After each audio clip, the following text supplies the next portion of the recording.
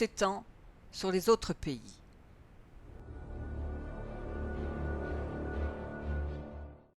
L'Italie n'était pas une grande puissance dans l'Europe d'avant-guerre. En entrant en 1880 dans la Triple Alliance, l'Italie, devenue l'alliée de sa vieille ennemie l'Autriche, semblait avoir abandonné l'espoir de reprendre Trieste et le Trentin. En 1914, elle resta neutre.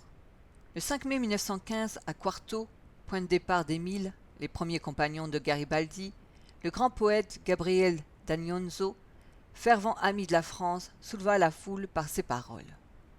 Le 23, le roi, Victor Emmanuel III, déclara la guerre à l'Autriche et mobilisa toutes ses forces. Les Autrichiens avaient établi sur la frontière italienne un système puissant de défense, notamment sur l'Isonzo, fleuve rapide et barrage naturel. Faire franchir les cols glacés au canon n'était pas une mince affaire. De mai à décembre, le général Cardona, chef des armées italiennes, lança 4 offensives sur l'Isonzo. 300 000 tués pour une vingtaine de kilomètres conquis, Trieste n'étant pas atteinte. Ces échecs, il les imputa non à ses erreurs mais à la lâcheté de ses soldats. Tout homme ayant reculé fut condamné à mort. À ce rythme, le général fut vite considéré comme cruel et incompétent.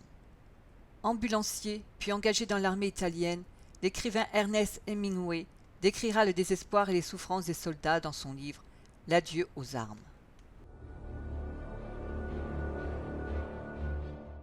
Durant les premiers mois de l'année 1915, le général Falkenhayn avait refusé d'envoyer des renforts et avait contraint son allié autrichien, le général Konrad von Hötzendorf, à une collaboration aux conditions humiliantes. Mais, préoccupé par l'entrée en guerre de l'Italie, le général allemand décida d'intervenir pour soutenir l'Autriche. Pour chasser au plus vite les Russes des Carpates, le maréchal d'Hindenburg lança une offensive sur la Pologne, dans le secteur de Gorlice-Tarnów. La 9e armée allemande du général von Mackensen reçut la mission de porter le coup décisif. Elle fut appuyée par 2 armées autrichiennes. L'offensive commença le 1er mai 1915. Le grand-duc Nicolas prit alors la sage résolution de se replier progressivement. Les Russes furent chassés des Carpates. Ils évacuèrent la place forte de Przemysl. Les Russes, épuisés par ces luttes incessantes, sans munitions, abandonnèrent leur ligne de défense devant Landsberg et évacuèrent la ville le 22 juin. Sur cette carte, on peut suivre la ligne de retraite russe. Le général von Mackensen, artisan du plan de bataille, permit d'ouvrir une brèche dans le front russe en Galicie. Il est représenté ici sur un objet. Le 5 septembre, le tsar Nicolas II prit la tête de ses troupes.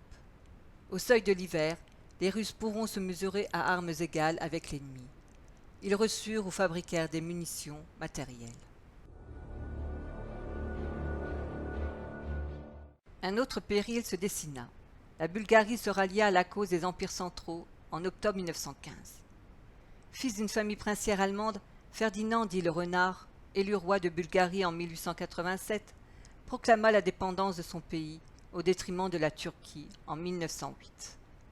Assailli par les Autrichiens et par les Bulgares, abandonné par le roi Constantin de Grèce, beau-frère de Guillaume II, alors qu'un traité garantissait à la Serbie l'appui de la Grèce en cas d'attaque par les Bulgares, la malheureuse Serbie, commandée par le prince Alexandre, prise en 2 feux, fut écrasée. Par ordre du gouvernement français, le général Sarraï, limogé depuis peu de son commandement de la 3e armée, eut pour mission de débarquer dans le port grec de Salonique et de secourir les Serbes. Malgré l'hostilité des Grecs, qui ont un penchant germanophile, le général Sarraï, nommé commandant de l'armée d'Orient, progressa vers le nord. La division britannique, elle, fut affectée à Salonique. Mais il était déjà trop tard pour aider les Serbes. Le Monténégro, qui avait fait cause commune avec la Serbie, partagea le même sort et fut occupé par les Autrichiens. Les Serbes durent abandonner leur pays et se replier sur l'Albanie. En plein hiver, dans les montagnes couvertes de neige, la retraite fut tragique. Des milliers de cadavres jonchèrent la route et les survivants atteignirent la côte dans un état lamentable.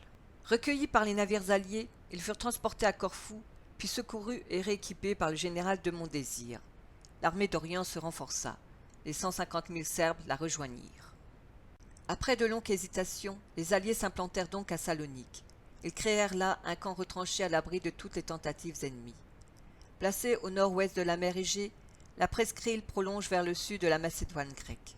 C'était une forteresse entourée d'eau de tous côtés, dont le seul accès était la ville de Salonique. Pour les puissances centrales, c'est-à-dire l'Allemagne, l'Autriche-Hongrie, la Turquie et la Bulgarie, la défaite de la Serbie ouvrit de nouveaux horizons.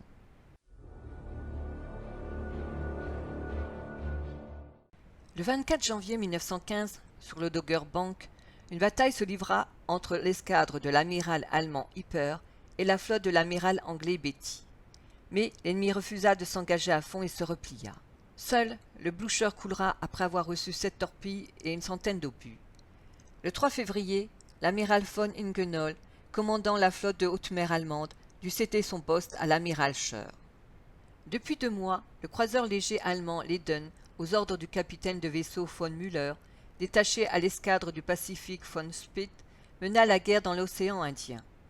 Le 9 novembre, le commandant von Müller se réfugia à l'île de Cocos. Le croiseur australien Sydney arriva devant l'île et London subit de sérieux dommages puis s'échoua. Un détachement de l'équipage s'était enfui à bord d'un voilier. Le capitaine, capturé, restera prisonnier jusqu'en 1918. Le 4 février, le Kaiser signa la déclaration ouvrant officiellement la guerre sous-marine. L'amiral von Tirpitz donna l'ordre de détruire les bâtiments de commerce sans sommation. À compter du 18, les eaux entourant les îles britanniques sont décrétées zone de guerre. Le 7 juin 1915, l'U-boat 20, commandé par le capitaine-lieutenant Schwieger, coula en quelques minutes le paquebot, le Lusitania, commandé par le capitaine Turner, au sud de la côte irlandaise, provoquant la mort de 1200 passagers, dont 118 Américains. Ce drame eut un retentissement dans l'opinion publique américaine et mondiale. Les incroyables succès de la guerre sous-marine inquiétèrent les neutres, comme l'avait prévu le chancelier Bethmann Hollweg. C'est seulement le 2 avril 1917 que les États-Unis déclarèrent la guerre à l'Allemagne. Dès le 3 novembre 1914, les Alliés avaient décidé d'attaquer la Turquie par mer. Le forcement des Dardanelles permettait d'établir une liaison avec la Russie. C'est un long canal de 75 km. 24 forts, très vieux, remis en bon état par les Allemands et munis d'une importante artillerie, en défendaient l'entrée. Sous le commandement suprême de l'amiral Carden, une flotte importante fut rassemblée en mer Égée. L'amiral anglais de Robeck comptait 16 cuirassés et l'amiral français Guéprat en avait 4. L'assaut naval commença le 18 mars 1915. Le Bouvet toucha une mine et coula en 4 minutes, avec 800 hommes d'équipage. 2 cuirassés anglais subirent le même sort. Le Gaulois, atteint par un obus torpille, dut s'échouer.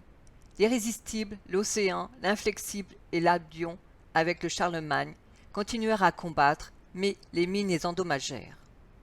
L'échec de l'attaque navale entraîna la mise en place du débarquement d'un corps terrestre, sous le commandement suprême du général Ian Hamilton, un ancien de la guerre des Boers.